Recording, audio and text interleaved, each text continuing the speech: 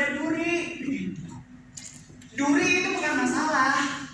Anak bukan masalah, suami bukan masalah, Pak Pendeta bukan masalah, gembala bukan masalah, gereja bukan masalah. Nah, kadang-kadang kita hanya fokus pada durinya itu loh. Itu yang membuat kita gak pas dalam menghadapi masalah. Ya, suami bermasalah, oke, tapi suami bukan masalah itu sendiri. Istri punya masalah, bukan berarti istri adalah masalah. Anak ada masalah, bukan berarti anak itu masalah, langsung buang aja dah. Ya, gereja ada masalah, mana ada sih gereja yang gak bermasalah? Semuanya gereja masalah, terus kita mau jadi orang Kristen, pundung begitu. Ya kasihan deh loh. Ya, karena kita hanya fokus pada duri. Duri itu kan cuma seupil. Lebih banyak duri atau lebih banyak daging? Daging. Betul? Amin. Kan yang duri semuanya? Tidak ada. Duri itu kan hanya sedikit kecil. Lalu kenapa kita fokus pada duri? Ya, kadang-kadang kan kita seperti itu. Kita hanya fokus pada duri kecil yang sebetulnya itu bisa dicabut. Kalau untung nggak bisa dicabut, ya pasti itu adalah rencana Tuhan yang besar. Sama dengan Rasul Paulus. Rasul Paulus ini sudah, siapa sih yang nggak kenal Rasul Paulus? Ya, kenal. Dia menyampaikan ini, sepertinya Rasul Paulus ini kok sombong banget sih. Karena jemaat Korintus itu adalah jemaat yang sombong. Orang sombong harus disombongin gitu ya. Kadang-kadang saya suka kesel ya kalau lihat orang sombong gitu kan. Ada ibu-ibu di pasar di kampung gitu kan. Bu, kampung ini harganya berapa? Ya itu. Karena cincinnya emas. Itu berapa? Kayak cincin gitu. Oh, kan kesel ya yang dagang 5.000. Oh, terus yang itu berapa, Bu?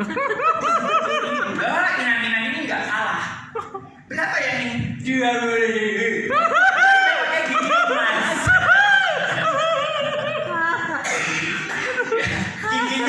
Giginya emas semuanya. Sehingga kan ya, kalau menghadapi orang sombong gitu ya, saya kadang-kadang sebagai hamba Tuhan juga ini, orang ini udah miskin, sombong lagi, pengen dipites gitu. Tapi ya itulah dinamika hidup. Kita semuanya pasti punya kekurangan.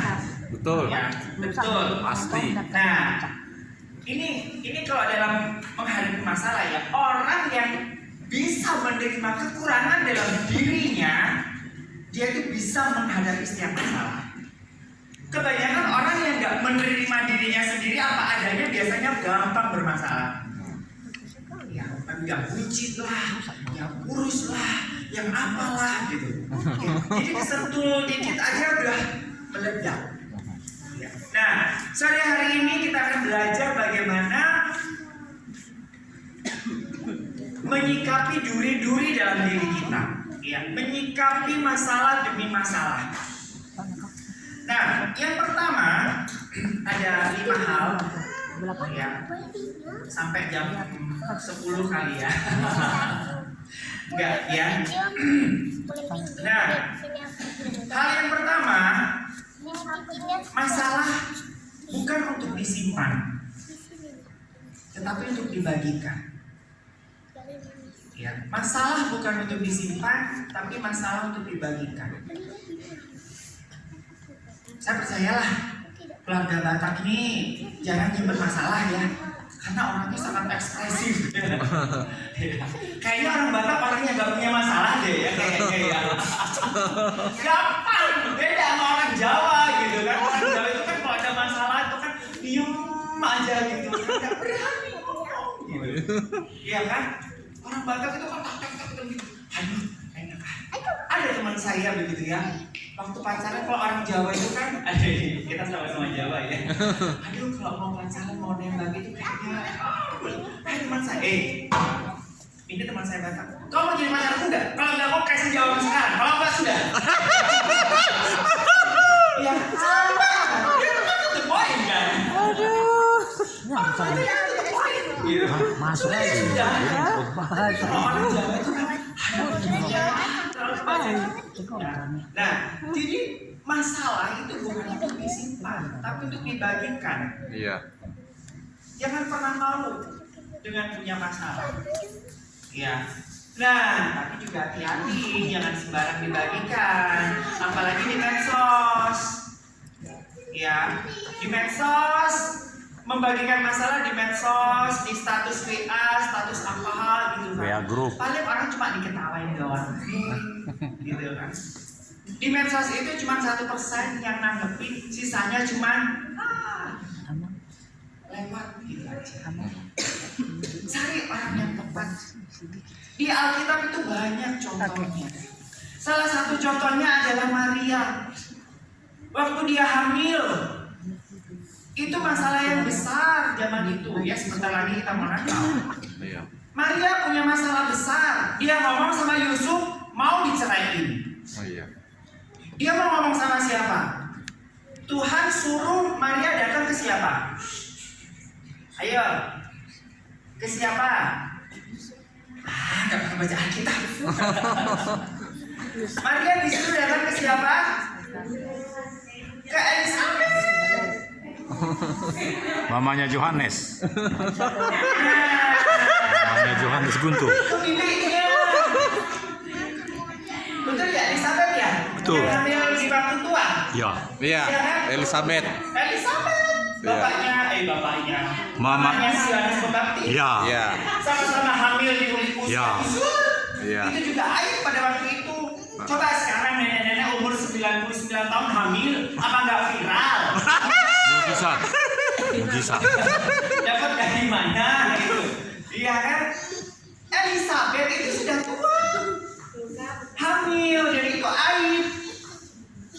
Maria yang belum di sumur kuduk sama si Yusuf juga hamil, itu juga aib, hukumannya sama-sama mati, Dirajam. dirajam. Iya.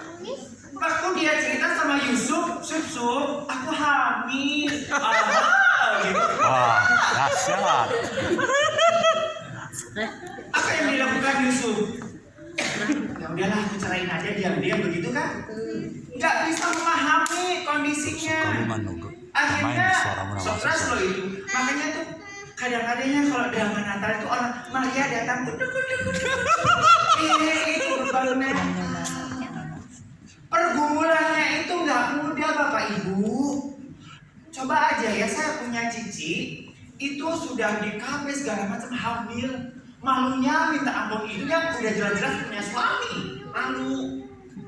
Apalagi ini yang nggak punya suami, iya kan? Gak bisa paham. Lalu Tuhan bilang apa? Pergilah ke bibimu, ke Elizabeth.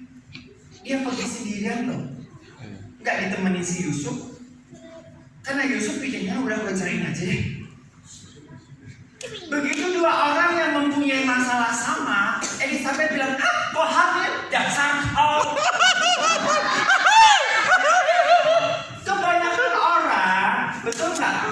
Kalau ada orang punya masalah, ada Pak Yohanes nih, ada masalah apa nih? Kok bilang ya? Mama nggak ada ya? Gitu kan? Tahan. Mana ada orang yang mau dekat dengan orang yang punya masalah, betul? Nggak ada yang mau. Kena radiasi. Kemarin aja ada virus, ada COVID, ya kan? Nggak ada yang berani jenguk. Maaf, saya pindah ya. Saya nggak jenguk modal mati dulu amat dah sama ini mati aja sama. Emang orang Batak kan begitu ya, bodo amat gitu. Kita harus ngantar obat, jenguk temen yang kena COVID. Tahun 2020 itu kan orang kena COVID itu kayaknya aib banget kan. Sekarang mah COVID mah udah COVID. Belum kena COVID ya kasihan deh lu. 2020 kena COVID itu aib sampai dikucilkan ya. Sampai dikucilkan rumah ini kena COVID. Nggak ada orang yang mau berteman dengan orang yang bermasalah, betul? Percayalah apa kata Bang Haji. Banyak teman di meja makan. Ya. Susah cari teman saat kita bermasalah. Gak usah sama saya. Itu lagi dikejar-kejar sama rentenir, lagi dikejar-kejar sama itu. Udah jangan ikut-ikut. Udah pura-pura nggak kenal. Ya. Memang susah kalau orang nggak punya masalah yang sama. Tapi begitu Maria ketemu dengan Elizabeth punya masalah yang sama, dua orang ini saling menguatkan. Amin. Bahkan bayi yang di dalam rahim Elizabeth, dia Menggejolak. pengurapan Tuhan, bersuka cita, belanja, gak usah banyak bicara. Maria dikuatkan, Elizabeth dikuatkan. Ya. Saya pendampingan orang-orang yang bercerai. Saya di daerah Cibenying itu ngumpulin janda-janda. Jadi saya ini anggota satu-satunya laki-laki. Yang lainnya janda-janda. Status janda itu kan aib gitu kan. Kita siapa sih yang mau jadi janda gitu? Siapa sih yang mau anaknya narkoba? Siapa sih yang mau anaknya dapat HIV gitu kan? Tapi ketika orang yang sama dapat, gak usah banyak penghakiman. Kita sama-sama masalahnya sama kok. Ya. Saya kenal dengan seorang yang cukup terkenal. Ini itu ya saya sebutkan karena memang dia sudah publish. Cucunya Ibu Ros Pandanwangi. Ibu Ros Pandanwangi itu suaminya Pak Sujoyono almarhum, pelukis, temannya Avandi. Ya, Bu Ros Pandanwangi ini punya anak. Dia lumayan orang punya lah ya, namanya juga artis ya. Ibu Ros Pandanwangi itu bintang radio televisi tahun 65. Dia tuh jijik banget dengan orang HIV, benci banget. Satu kali dia berangkat ngajar. Dia rumahnya di Jakarta Selatan, itu ada pasar. Ada anak muda digebukin. Karena waktu itu narkoba itu kan sampah gitu ya. Ada anak muda digebukin. Dia cuma bilang begini, dasar lu, anak siapa? Dasar kecil-kecil teh udah narkoba. Syukur digebukin gitu kan. Cuma dia bukan orang Bandung. Dia daerah Batak ya. Dalam hati nalurinya seorang ibu, lu lihat siapa tuh orang? Nggak mau lihat. Roh Kudus bekerja ya. Lihat. Begitu dia lihat, ya ampun, anak laki-lakinya yang digebuki. Dia melihat, wah, anakku si Riko kaget. Ini keluarga yang takut dengan Tuhan, yang begitu cinta Tuhan. Kenapa anaknya terlibat narkoba? Ternyata dia tuh sampai kita dampingin sampai dia mau bunuh diri. Dia bilang, kalau Tuhan itu ada, saya minum overdosis, saya harus mati. Ternyata dia nggak mati. Besoknya dia bangun. Akhirnya dia cerita, dia umur 12 tahun itu temannya udah sama PSK. Waktu itu dia umur sekitar 17-18, sudah kena HIV. Habis deposit. Wah, malu kan? Ya malu lah. Tapi begitu ketemu dengan orang-orang yang sama-sama anaknya anaknya kena narkoba, HIV, dia bisa nyaman cerita, nggak dihakimi. Tapi rencana Tuhan itu luar biasa. Dia pikir anakku nanti jadi apa gedenya. Rencana Tuhan itu sangat baik. Rencana kita bukan rencana kita. Mungkin kita pikir anak yang sudah brengsek gak bakalan jadi orang, tapi di tangan Tuhan bisa jadi kemuliaan yang besar. Akhirnya Bapak Ibu, setelah lewat pendampingan, justru Tuhan pakai dia dapat donasi dari PBB, ya, dari UNAIDS.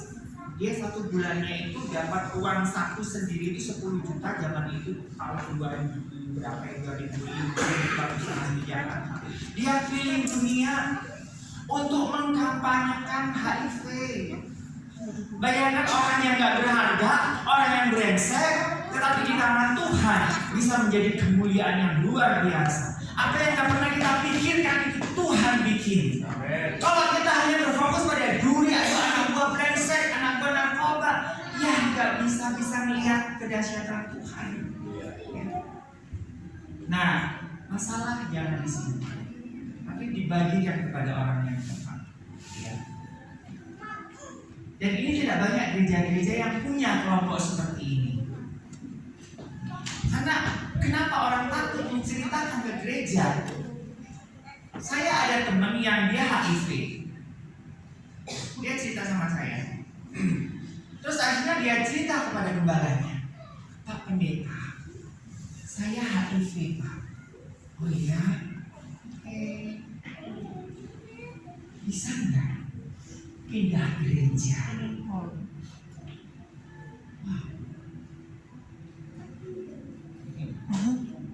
Sedih kan?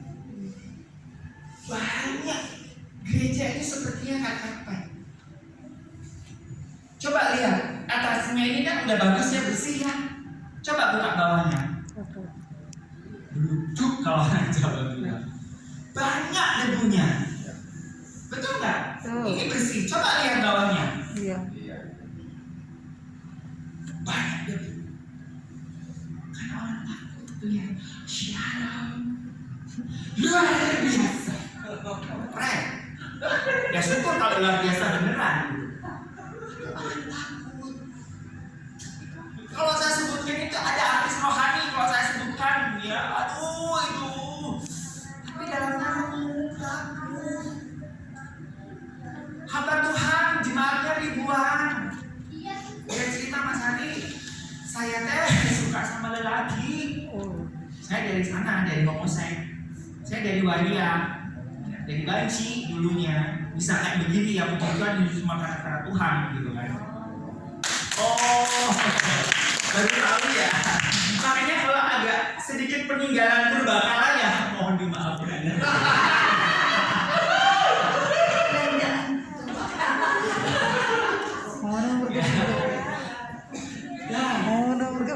Ya.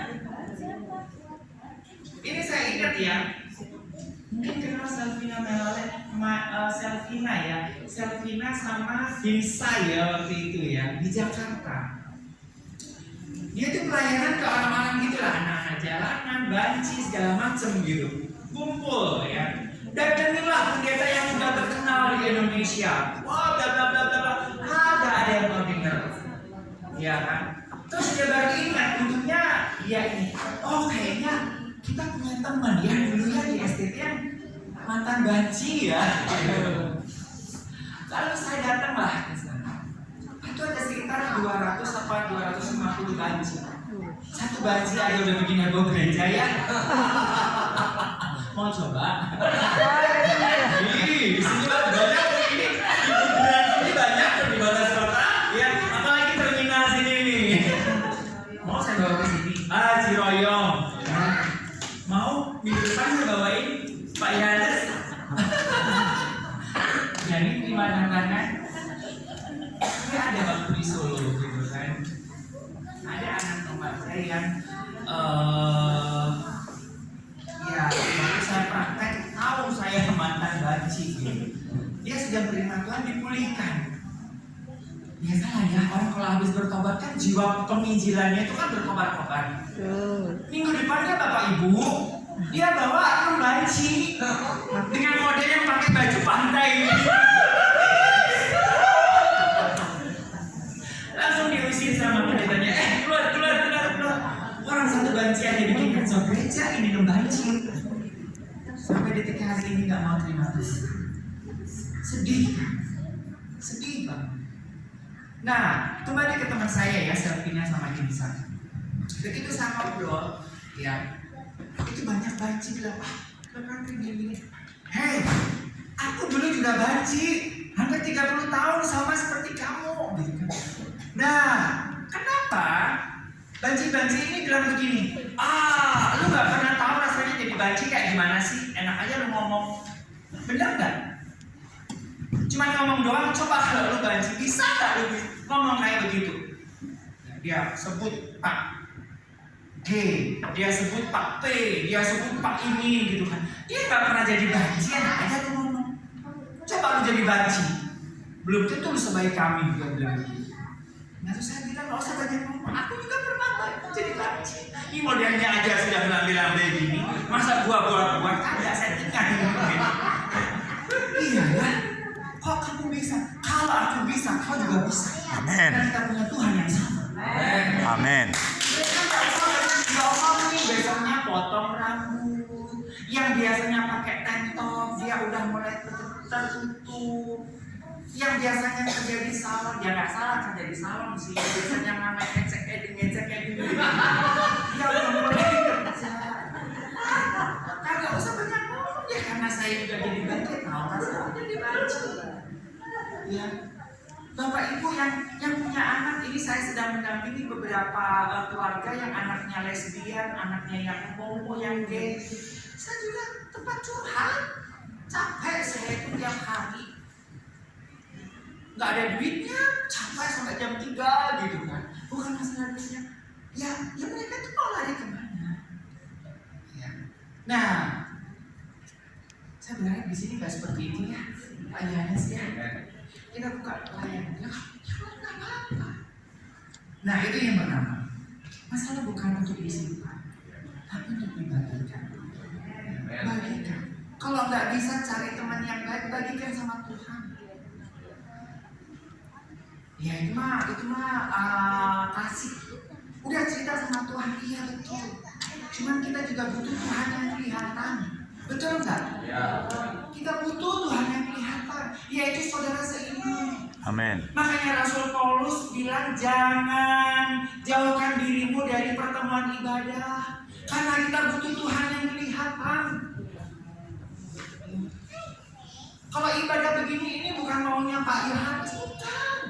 Itu adalah supaya kita itu ketemu, saling menguatkan satu dengan yang lain. Kita butuh Tuhan yang tidak kelihatan dan juga butuh Tuhan yang kelihatan, yaitu Bapak itu. Ya. Yang kedua, ya ini satu dulu panjang. Oh, udah lihat ya. Oke, yang kedua, masalah ini bukan untuk diatasi, tetapi untuk apa? Untuk diserahkan kepada Tuhan. Banyak orang yang ketika dapat masalah pengen cepet-cepet selesai masalahnya. Ya. Ada yang pernah dirayakan? Hore aku cerai. Hore istriku selingkuh. Hore gitu. Bukan begitu kali. Artinya bagaimana kita bisa merayakan? Ya bersyukur. Amin. 1 Tesalonika, 2 Tesalonika tuh. Mengucap syukurlah. Serius. Bukan saat baik-baik saja. Kalau saat baik-baik saja orang nggak usah kenal Yesus juga bisa. Ya. Apalagi orang-orang Batak yang tidak kenal Tuhan kan, kalau udah pesta itu bisa berbulan-bulan. Ya, sampai 7 turunan nggak habis utangnya gara-gara ucapan syukur. Ya nggak ada. Orang nggak usah kenal Tuhan aja bisa. Tapi ketika kita ada masalah terus ucap syukur, ada Pak Yohanes nanti ke rumahnya Pak ya. Kami ada pengucapan syukur. Oh, ada yang ulang tahun enggak? Anak saya nggak naik kelas Pak. Nggak ada gitu Pak. Katanya harus mengucap syukur dalam segala hal. Ayo. Bohong ada gitu Pak. Ayo. Segala hal itu artinya ketika kita dapat masalah mengucap syukur nggak? Ya. Anak nggak naik kelas itu juga harus mengucap syukur nggak? Harus. Suami nakal dikit-dikit gitu mengucap syukur nggak? Tuhan, aku berdoa patahkan kaki sebelah kanan aja. Harus mengucap syukur, harus bersyukur. Kenapa kita nggak bisa menikmati masalah? Karena kita nggak pernah bisa bersyukur, karena hanya cuma lihat duri. Sebrengsek-brengseknya suami kita pasti ada sisi baiknya tuh lebih banyak dagingnya. Amin. Ini bapak-bapak, pilih saya. Ya, sebawel-bawelnya istri bapak-bapak masih banyak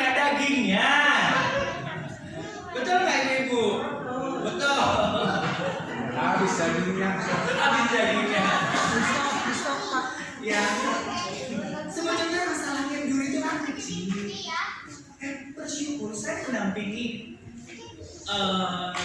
beberapa waktu kemarin ya ada seorang ibu yang ditinggal suami. Dulu itu ya ampun paling sebel dengan suaminya. Kalau marah gini, aduh, papi ini kok nggak mandi aja sih? Masalahnya apa coba? Ngorok. Bersyukur punya ngerokok. Ngorok. Begitu. Tapi begitu suaminya meninggal, dia nangis setengah mati. Kenapa? Suamiku nggak kangen tuh dengeran suara punya suami. Ibu-ibu bersyukur ya kalau suaminya ngorok berarti suaminya masih hidup. Bapak-bapak, ya ada ini teman saya. Aduh, istri bapak nggak dicabut aja nyawanya, bawel dia minta aku bersyukur. Artinya istri Anda itu masih hidup. Ya.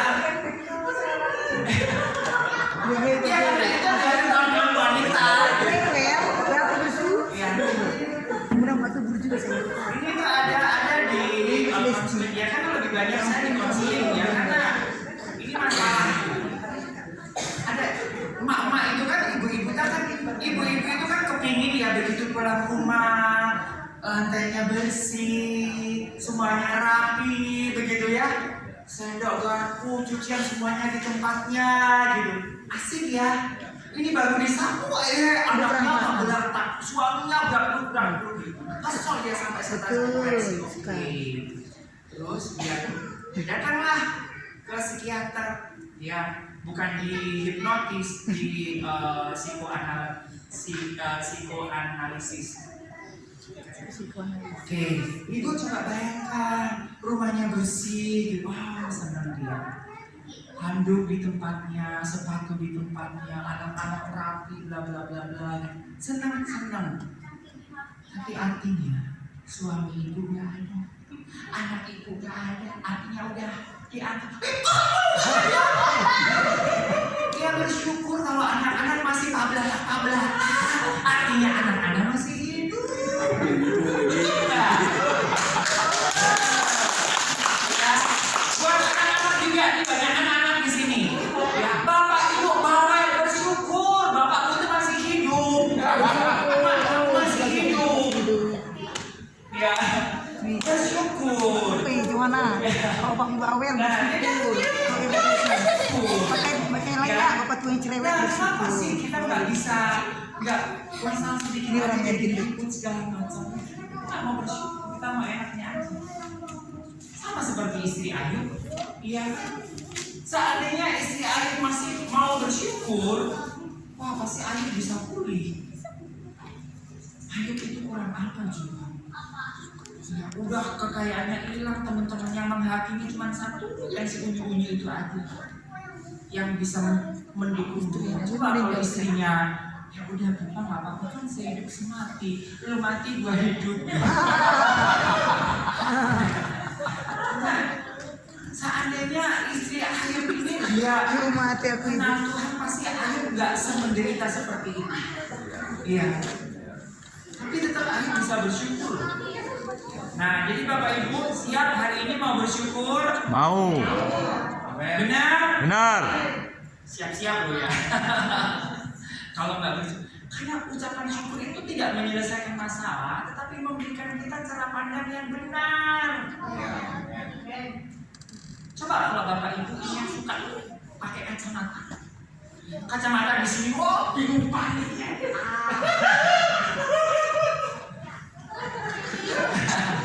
Iya, duduk tenang, akan ketemu. Fokus pada duri, gitu. Duri yang cuma seimpit, nggak sebanding dengan daging yang luar biasa. Sama kita dengan Tuhan, iya kan? Tuhan itu sudah sediakan berkat yang luar biasa. Hanya gara-gara nggak menang arisan, pundung. Iya, ada teman saya nggak mau ke gereja, pundung. Butuh buat bayar gini-gini, dia berharap kepada Arisan. Ternyata namanya bukan Pundung. dia yang muncul, Nambuk. padahal Tuhan itu sudah sediakan berkatnya. Saya punya teman di Jakarta waktu itu. Dia ngerintis usaha bareng. Dari nggak punya apa-apa sampai jadi kantor besar. Tiba-tiba yang namanya kalau jualin kan begitu ya, orang Ruben aja juga Baru pecah. biasa. Pakai untuk makan. Sama-sama Dia kalau tanpa sebab dia dikeluarkan Guys yang dari kantor dari ini. tanah nomor rumah tangga. Udah, pokoknya lu udah nggak jadi Pengalaman bagian juga. dari pemegang saham di kantor ini. Dia dikeluarkan aja begitu. Kantornya ruangannya dikosongkan. Dia marah. Sampai 2 tahun dia nggak mau Aman silakan. udah kita Rumah tangga itu. Orang mengenal Kristus kan masalah. ini ada seni ikut dari awal yang dibuat. Sama kalau orang lagi jatuh cinta, betul Kita nggak? ada kiriman oleh Malaikat ngomong aja kagak dibungkus. Rumah Saya tidak ingin temennya pacaran udah putus aja. Nggak bisa, cuman dia yang bisa bikin aku hidup bersemangat friend. Setiap hari pacaran berapa? Sampai saya hari 2 tahun putus. Kok nggak dari dulu ya gua putus ya? Gua udah ngomong apa? Gua bilang, emang lu ngomong prank gitu? Orang kalau udah jatuh cinta itu udahlah. Cuma malaikat deh, malaikat aja juga nggak diputus. 2 tahun kita ngomong mendampingi gitu. Satu ketika dia jalan-jalan tuh, Tuhan itu tuh biasa banget. Tuhan itu ada cara Tuhan itu nggak dimasuki akal. Hanya gara-gara dia lihat ini Bogor ya. Kalau di sini ada jalan muara ya, yang jualan ikan. Iya. Nah, pas kami jalan-jalan, itu tiba-tiba ada ikan loncat. Dia nangis. Kami kan bingung, lu nangis kenapa? Tuhan bicara, Tuhan bicara.